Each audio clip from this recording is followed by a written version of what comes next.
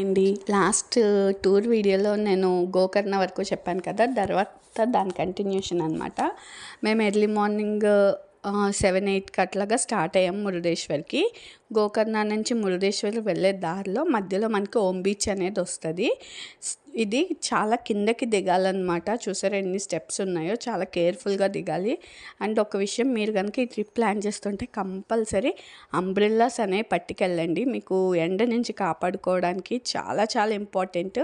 మా పిన్ని వాళ్ళు తెచ్చి చాలా మంచి హెల్ప్ చేశారు. నేనైతే తీసుకెళ్ళా అంత ఐడియా లేక. మా పిన్ని 2 అంబ్రెల్లాస్ తెచ్చి సేవ్ చేసిందనమాట మమ్మల్ని ఎండ నుంచి. అండ్ నేను చెప్పడం మర్చిపోయాను, ఈ ట్రిప్ నేను పిన్నిలతో వెళ్ళాను. గోవా ట్రిప్ పిన్నిలతో ఎవరైనా వెళ్తారా? టెంపుల్స్ కంటే వెళ్తారు కానీ గోవా ట్రిప్ ఎవరైనా పిన్నిలతో వెళ్తారా? మీలో ఎవరైనా ఇట్లా వెళ్ళుంటే కామెంట్ చేయండి. సో అలా కిందకి వెళ్ళే దారిలో ఇలాగా బ్రైడ్స్ వేస్తారు కదా, ఊలెన్ థ్రెడ్తో అవి వేస్తున్నారు. అలాగే పూసల్వి ఇట్లాంటివి చాలా అమ్ముతున్నారు. బీచెస్ దగ్గర మనకి ఇవి కామన్ కదా. చాలా స్టెప్స్ ఉన్నాయి కింద దిగడం. ఎండ మాత్రం సూపర్ లెవెల్లో కొడుతుందన్నమాట ఎండ. కిందకి దిగాక ఒక 1 అవర్ అట్లా ఆడుకున్నారు పిల్లలు. మా డ్రైవర్ చెప్పారనమాట, మీరు తొందరగా వచ్చేస్తే మనం తొందరగా కంప్లీట్ చేయొచ్చు అనేసి. అంటే ఎండలో ఎక్కువసేపు ఉండక్కర్లేకుండా. ఇక్కడ మురుడేశ్వర్ వెళ్ళే దారిలో మనకి మళ్ళీ ఒక ఫోర్ట్, బోటింగ్ అంటే హోనవర్ వాటర్ బోటింగ్ అని వస్తుంది. ఇవన్నీ కవర్ చేసి ఏమన్నమాట. చూడండి, మొత్తం పెడతాను నేను ఈ వీడియో కనుక మీకు నచ్చితే ప్లీజ్ లైక్ చేయండి. అలానే ఛానల్కి సబ్స్క్రైబ్ చేయడం మర్చిపోద్దు. ఒక్క 1 మినిట్ పడుతుంది సబ్స్క్రైబ్ చేసుకోవడం. నాకు మరింతగా హెల్ప్ చేస్తుంది అనమాట. నేను ఇంకా వీడియోస్ పెట్టాలి, ఎలాంటి వీడియోస్ పెట్టాలి అనేసి. దానికి చూసారా, అది ఓం బీచ్. ఇక్కడ చాలా బీచెస్ ఉంటాయి, ప్యారడైస్ బీచ్, కుడ్లీ బీచ్, ఇవన్నీ. మేము అన్ని బీచెస్ కవర్ చేయలేదండి, ఎందుకంటే మాకు టైం కొంచెమే ఉంది. మేము యాక్చువల్గా 10 డేస్ ప్లాన్ చేసాం 24th వరకు. కానీ ఫ్యామిలీలో ఒక తాతయ్య గారు ఎక్స్పైర్ అయ్యారనమాట. సో మేము అటు కూడా అటెండ్ అవ్వాలి అనేసి చాలా 5 డేస్ ట్రిప్కి దాన్ని షార్ట్ చేసేసాం. సో ఎవ్రీడే ఒక్కొక్క ప్లేస్ తిరిగేసాం అనమాట. సో అందుకే అన్ని బీచెస్ కవర్ చేయలే, ఎందుకంటే ఏ బీచ్ అయినా ఒకటి, ఇదే వాటర్ ఇట్లానే ఉంటుంది కదా అనేసి మెయిన్ బీచెస్ వెళ్ళాము. అండ్ ఇంకా జోగ్ ఫాల్స్కి వెళ్ళలేదు, ఎందుకంటే మా డ్రైవర్ చెప్పారు ఇప్పుడేం వాటర్ లేవు అక్కడ. అయినా ఆ వాటర్ ఫాల్స్ దగ్గరికి వెళ్ళలేం, విభూది ఫాల్స్ లాగా ఎక్కడో దూరం నుంచి చూడాలి అంతే. అండ్ వాటర్ కూడా అంత లేవన్నారు. సో మేము జోగ్ ఫాల్స్కి వెళ్ళలేదు. అండ్ యానా కేవ్స్ కూడా వెళ్ళలేదండి, అవన్నీ కొంచెం దూరం అనేసి. అలానే ఇక్కడ ఓం బీచ్లో చాలా చాలా చాలా ఫొటోస్ తీసేసుకున్నాం, కావాల్సినన్ని ఫొటోస్ తీసుకున్నాము. వాటర్ రైడ్ యాక్టివిటీస్ కూడా ఏం చేయలేదు. పిల్లలు ఉన్నారు కదా, వాళ్ళు చేస్తామన్నారు కానీ ఆ ఏజ్ వాళ్ళని ఎలో చేయలేదన్నమాట. ఎందుకంటే చిన్న పిల్లలు వాళ్ళు 10 years వాళ్ళే కదా, సో వాళ్ళకి ఎలో లేదు. మేము కూడా చేయలేదు. ఇంకా పిల్లల్ని వదిలేసి మేము చేస్తే వాళ్ళు ఫీల్ అవుతారు కదా. ఓం అని ఎందుకు వచ్చిందంటే ఆ వాటర్ వేవ్స్ అనేవి ఓం షేప్లో వస్తుంది అనమాట. బీచ్ అంటే ఒడ్డు దగ్గరికి వచ్చేసరికి మనకు ఓం షేప్ అని కనిపిస్తుంది. సో దానికి ఓం బీచ్ అని ఉంది పేరు, అందరికీ తెలిసే ఉంటుంది. ఇక్కడి నుంచి వెళ్ళిపోయాక ఇంకొకటి, ఇది ఫోర్ట్, మీర్జాన్ ఫోర్టు. ఇక్కడ ఏంటంటే మెయిన్ డ్రాబ్యాక్, ఈ కర్ణాటకలో ఆ ప్లేసెస్ గురించి హిస్టరీ బోర్డు పెడితే బాగుండేది. అసలు ఆ నేమ్ ఎందుకు వచ్చింది, దానివల్ల యూజ్ ఏంటి అని ఎక్కడ ఒక్క బోర్డు లేదు. సెక్యూరిటీని అడిగితే ఆయనకి కూడా తెలియదు అన్నాడు. అసలు ఈ ఫోర్ట్ ఏంటో కూడా తెలియదు, కానీ one of the famous tourist places అనమాట ఇది మీర్జాన్ ఫోర్ట్. నాకేమంత అనిపించలేదు ఇందులో చూసేదేమీ, ఎండలో తిరగడం తప్పించి ఏమీ లేదు. ఒక కూర్చోడానికి లేదు, ఒక నీడ లేదు, ఏం లేదు. చాలామంది వెనక్కి వెళ్ళిపోతున్నారు ఆ ఎండకి తట్టుకోలేక, ఆ ఇసుకలో ఏం తిరుగుతామని. తర్వాత అక్కడి నుంచి మేము దారిలో లంచ్ చేసేసుకొని అక్కడి నుంచి 1 hour బోటింగ్కి వెళ్ళాము. ఈ బోటింగ్ ఏంటంటే చాలా బోటింగ్ ఏజెన్సీస్ ఉంటాయి. కాకపోతే మేము అక్కడ కాల్ చేసాము ఒక 3-4 మెంబర్స్కి. ఇక్కడ 1/2 hourకి 1 రేట్, 45 minutesకి 1 రేట్, 1 hourకి 1 రేట్, ఇట్లా 1.5 hour, మ్యాక్సిమం 2 hours వరకునే ఉంటుంది బోటింగ్. సో ఒక్కోదానికి ఒక రేట్ ఉంటుంది అనమాట. మాకు హోటల్ అయినా ఒక నెంబర్ ఇచ్చి చేయమన్నారు. వాళ్ళేమీ అంత మాట్లాడలేదు. తర్వాత మా కార్ డ్రైవరే ఆయనకు తెలిసిన ఆయన దగ్గర తీసుకెళ్తే మాకు 2 hours-కి 1500 తీసుకున్నారు. ఇంకా అడిగాక ఆయన యాక్చువల్గా 2500 ఏమో చెప్పారు 1.5 hourకి. మేము 1500కి అడిగాము. సో ఇక్కడ బోట్స్ చాలా వెరైటీస్ ఉంటాయి, చూసారు కదా, అది కూడా మనం సెలెక్ట్ చేసుకోవచ్చు. అండ్ ఇప్పుడు ప్రీ వెడ్డింగ్ షూట్కి వెళ్ళే వాళ్ళు ఒక బోట్, నార్మల్గా వెళ్ళే వాళ్ళు అట్లా.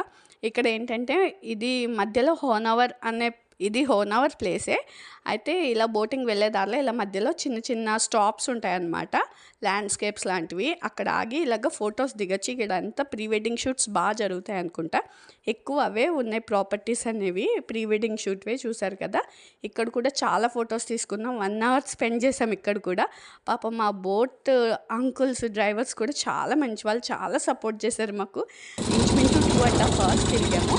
ఇక్కడ వాళ్ళు ఆపి మరి మమ్మల్ని ఫోటో తీసుకోమన్నది. ఇది వచ్చేసి కొంకన్ రైల్వే బ్రిడ్జ్ అనమాట, ఓల్డెస్ట్ బ్రిడ్జ్ లైన్ అనమాట ఇది, రైల్వే లైన్. అలాగే ఇక్కడ మ్యాంగ్రూవ్స్ కూడా ఉన్నాయి, కాకపోతే ఈవినింగ్ టైం వెళ్ళలేమంట, మాకు తెలియదు ఆ విషయం. మార్నింగ్ టైమే ఆ మ్యాంగ్రూవ్స్లోకి వెళ్ళొచ్చంట. అది కాక చిన్న బోట్సే వెళ్తాయంట, ఇంత పెద్ద బోట్ అనేది వెళ్ళదంట. ఈ బోట్స్లో వెళ్ళడం వల్ల ఇంకో డ్రాబ్యాక్ ఏంటంటే ఇంజన్ సౌండ్ అండి, తలపోటు వచ్చేసింది ఆ ఇంజన్ సౌండ్కి, ఒకటే సౌండ్. కానీ బోటింగ్ అనేది చాలా బాగుంది ఈవినింగ్ టైం కాబట్టి. అండ్ ఇక్కడ పక్షులు ఇవి ఏం బర్డ్సో తెలీదు, వాటర్ మీద అలా నుంచొని చక్కగా ఒక లైన్లో నుంచున్నాయి, ఒక లైన్లో ఎగురుతున్నాయి, చాలా బాగా అనిపించింది. ఆ బోట్ అంకుల్ వాళ్ళు మళ్ళీ వెనక్కి తీసుకెళ్ళి మమ్మల్ని వీడియో తీసుకోమని చెప్పారనమాట. సో అందుకే వెనక్కి తీసుకెళ్తున్నారు. భలే ఎగిరినాయి అనమాట ఒక లైన్లోనే. చాలా చాలా బాగా అనిపించింది అలా చూడడం. ఇంత డీటెయిల్గా ఎందుకు చెప్తున్నానంటే, ఒకవేళ మీరు ఎవరైనా ప్లాన్ చేసుకుంటే ఈ ట్రిప్ అనేది మీకు హెల్ప్ అవుతుంది, ఏమేమి ప్లేసెస్ ఉంటాయి చూడడానికి అనేసి. మేబీ చాలా వీడియోస్ ఉండొచ్చు, కానీ నేను నా వే ఆఫ్ చూసిన దాంట్లో నేను ఎక్స్ప్లెయిన్ చేస్తున్నాను. నేను రీసెంట్గా వెళ్ళాను కాబట్టి ఈ బోటింగ్ అనేది చాలా ఎంజాయ్ చేస్తాము, ఆ సౌండ్ ఒక్కటి తప్పించి. చాలా బాగుంది, కూల్గా ప్లెజెంట్గా. ఇంకా హోనవర్ ఆ ల్యాండ్స్కేప్స్ దగ్గర బాగుంటుంది. 2 ఉన్నాయన్నమాట పక్క పక్కనే, చాలా బాగున్నాయి ఫొటోస్ దిగడానికి. అలానే ఈ బోటింగ్ అయిపోయాక మేము తర్వాత డైరెక్ట్ మురుదేశ్వర్కి వెళ్ళిపోయాం ఈవినింగ్.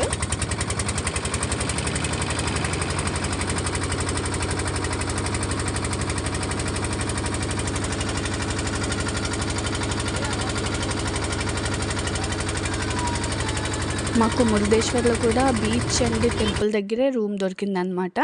ఆ రూమ్ రెంట్ వచ్చేసి 1500 per day with hot water and AC. ఇది night time Murudeshwar temple lighting. ఇది నెక్స్ట్ డే మార్నింగ్. ఆ శివుడి స్టాచ్యూకి పెయింటింగ్ అది వేస్తున్నారంట. సో కర్రలై కట్టుంది. ఇంకా ఆ స్టాచ్యూ కింద మనకి మ్యూజియం ఉంటుంది. ఆ మ్యూజియంలో ఏంటంటే, మనం లాస్ట్ వెళ్ళాం కదా గోకర్ణ, ఆ గోకర్ణ అనే నేమ్ ఎలా వచ్చింది ఆ ప్లేస్కి అని చెప్పే బొమ్మలు ఉంటాయన్నమాట. స్టోరీ రన్ అవుతూ ఉంటుంది ఆ బొమ్మలకి తగ్గట్టు.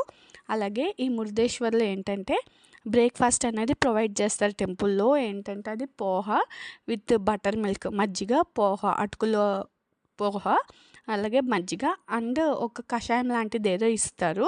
సో అదనమాట. ఇది గోపురం పైన ఫ్లోర్కి వెళ్తే వ్యూ అనేది ఇలా ఉంటుంది, చాలా బాగుంటుంది. స్టాట్యూ పక్కన బీచ్, ఇటు పక్కన గ్రీనరీ, చాలా చాలా బాగుంటుంది. ఇది వచ్చేసి ఇంకా స్టాట్యూ కింద మ్యూజియంకి వచ్చామన్నమాట. చూడండి చాలా బాగుంటుంది. ఇందులో entry ticket per head person వచ్చేసి 20 రూపీస్, పిల్లలకి 10 రూపీస్ అనుకుంటా, అంతే 10 రూపీస్. చూడండి ఈ బొమ్మలు ఇవన్నీ ఆ స్టోరీ ఎలా వచ్చిందని చెప్తుంది. నేను బ్రీఫ్గా చెప్తాను. ఇక్కడ ఏంటంటే మనకి డ్రాబ్యాక్, కరెక్ట్గా ఎక్స్ప్లెనేషన్ అనేది కరెక్ట్గా ఇవ్వట్లేదు హిందీలోనే, అది క్లారిటీ లేదు వాయిస్. ఆ పిక్చర్ దగ్గర ఆ వాయిస్ అనేది వస్తుందన్నమాట, మనకు అంత అర్థం కావట్లేదు. మేబీ క్లోజ్డ్ ప్లేస్ వల్ల ఏమో కానీ తెలీదు. నాకు తెలిసిన స్టోరీ ఏంటంటే, రావణాసురుడు శివుడి లింగం కోసం బాగా జపం చేస్తాడు, తపస్సు చేస్తాడనమాట. సో శివుడు మెచ్చి ఆత్మలింగాన్ని ఇస్తాడు. ఈ విషయాన్ని నారదుడు వినాయకుడికి చెప్తాడనమాట. మళ్ళీ శివుడు లింగాన్ని ఇచ్చేటప్పుడు ఏమని చెప్తాడంటే, ఆ లింగం ఎక్కడైనా కింద పెడితే అది అక్కడే ప్రతిష్ఠింపబడిపోతుంది, ఇంకా దాన్ని ఎక్కడికి మూవ్ చేయలేరు అని శివుడు చెప్తాడు. సో రావణాసురుడు తీసుకొని వెళ్తుంటే సంధ్యావందనం టైం అవుతుంది. సంధ్యావందనం చేయాలి కాబట్టి లింగాన్ని, ఆత్మలింగంని ఎక్కడ పెట్టాలో అర్థం కాలేదు. అప్పుడు అక్కడే వినాయకుడు ఒక ఆవుల్ని కాసుకునే అబ్బాయిల వేషంలో వెళ్తాడనమాట. ఆ అబ్బాయిని పిలిచి, ఇదిగో ఈ లింగాన్ని చేతిలో పట్టుకొని ఉండు, నేను సంధ్యావందనం చేసుకొని వస్తాను, నాకు సంధ్యావందనంకి సమయం అయింది అని చెప్తాడు. అయితే వినాయకుడు కాబట్టి, ఆయనకి తెలుసు కాబట్టి వినాయకుడు ఏమంటాడంటే, నేను 3 సార్లు రావణ రావణ అని పిలుస్తాను, 3 సార్లు పిలిచేలోపు వస్తే మీకు ఇస్తాను, లేదంటే నేను ఈ లింగాన్ని ఇక్కడే పెట్టేసి వెళ్ళిపోతాను అని చెప్తాడు. సరే అని చెప్పి రావణాసురుడు సంధ్యావందనంకి వెళ్ళిపోతాడు. ఇదే కరెక్ట్ టైం అనుకొని వినాయకుడు కావాలనే ఆయన సంధ్యావందనం చేసేటప్పుడు 3 సార్లు రావణ రావణ రావణ అని పిలుస్తారు. కానీ రావణాసురుడు పూజ మధ్యలో లేచి రాడనమాట. అందుకని వినాయకుడు లింగాన్ని అక్కడ పెట్టేస్తాడు. అది ఇంకక్కడ ప్రతిష్ఠింపబడిపోయిందనమాట ఆత్మలింగం. అదే గోకర్ణ. ఇంక ఈలోపు రావణాసురుడికి కోపం వచ్చి వినాయకుడు చెవి పట్టుకొని వినాయకుడి నెత్తి మీద మొట్టికాయ వేస్తాడు. ఆ మొట్టికాయ వేసిన గుర్తు కూడా ఉంటుంది, మీ క్లాస్లో అది కూడా కనిపిస్తుంది వినాయకుడిది. ఆ వినాయకుడి గోకర్ణలో వినాయకుడి టెంపుల్ కూడా ఉంటుంది, సేమ్ స్టాండింగ్ గణపతి అని. ఆయనకి తల మీద మొట్టికాయ ఉన్నట్టు గుర్తు కూడా ఉంటుంది ఆ టెంపుల్లో. సో ఇదన్నమాట ఆ ప్లేస్ యొక్క స్టోరీ. హోప్ మీకు అర్థమైంది అనుకుంటున్నా. ఈ బొమ్మలు అవి చూసారా ఎంత బాగున్నాయో, భలే తెలిసిన స్టోరీ ఇదన్నమాట. ఏమైనా తప్పు చెప్పుంటే నాకు చెప్పండి, ఇది తప్పు ఇది రైట్ అనేసి. ఇలాంటి ప్లేసెస్ని పిల్లలకి చూపించాలండి. వాళ్ళకి ఇలాంటి హిస్టారికల్ ప్లేసెస్, వాటి వాల్యూ, ఆ నేమ్ ఎలా వచ్చింది, అసలు దాని స్టోరీ ఏంటి, అలాంటివన్నీ చూపించాలి. ఒకవేళ మనకు తెలియకపోతే గూగుల్ చేసైనా చెప్పాలన్నమాట. చాలా చాలా బాగుంటాయి ఇలాంటి స్టోరీస్ పిల్లలకి చెప్పడానికి. వాళ్ళకి కూడా చాలా ఇంట్రెస్ట్ వస్తుంది అనమాట చూడాలి అనేసి. అప్పుడప్పుడు అందుకే ఇలాంటి ట్రిప్స్ అనేవి ఇంపార్టెంట్ అనమాట, రిఫ్రెషింగ్ అండ్ పిల్లలకి కొంచెం నాలెడ్జ్ కూడా వస్తుంది. హోప్ మీకు ఈ వీడియో అదే గణేశుడే బాబు కింద వస్తాడు. ఇంకా ఈ టెంపుల్ విజిట్ చేశాక ఇంకా మురుడేశ్వర్లో ఇది ఒక్కటే ఉందండి, ఇంకేం ప్లేసెస్ లేవు విజిట్ చేయడానికి. తర్వాత వెంటనే మేము 11 కల్లా స్టార్ట్ అయిపోయి గోవా అనేది స్టార్ట్ అయిపోయాం. ఎందుకంటే అది కొంచెం లాంగ్ డిస్టెన్స్ అనమాట. సో డ్రైవర్ అంకుల్ తొందరగా స్టార్ట్ అయిపోదాం అన్నారు. మేము 11కి స్టార్ట్ అయినా మేము గోవా వెళ్ళేసరికి 6 అట్లా అయిందనమాట. కొంచెం దూరమే అండ్ కొంచెం రిస్ట్రిక్షన్స్ కూడా చాలా ఉంటాయంట గోవాలో వెహికల్కి.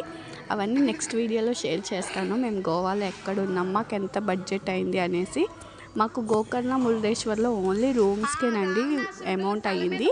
అండ్ క్యాబ్ అనేది ఇలా ఒకటి మనం మాట్లాడేసుకొని పెట్టుకుంటే బెటరు. లోకల్ ట్రాన్స్పోర్ట్లో ఇవన్నీ తిరగడం లగేజెస్తో అంటే కొంచెం కష్టం. ఎవరు వీళ్ళని బట్టి వాళ్ళు చూసుకోండి. ఇలా గ్రూప్ ఆఫ్ పీపుల్ వెళ్తే ఇలా ఓన్గా ఒక వెహికల్ అనేది మాట్లాడుకొని పెట్టుకుంటే బెటర్ అని నా ఒపీనియన్. వీడియో నచ్చింది కదా, లైక్ చేయడం మర్చిపోరు కదా, లైక్ చేసి సబ్స్క్రైబ్ చేసుకోండి. Thank you. అలాగే మేము ఇక్కడ బ్యాక్గ్రౌండ్లో ఈ బొమ్మల గురించి స్టోరీ మాట్లాడుకుంటున్నాం కదా, మీకు కూడా ఏమైనా అర్థమవుతుందని అలా ఉంచేసాను ఆ వాయిస్ అనేది. మీకు ఏమైనా డిస్టర్బెన్స్ కనిపిస్తే సారీ అండి.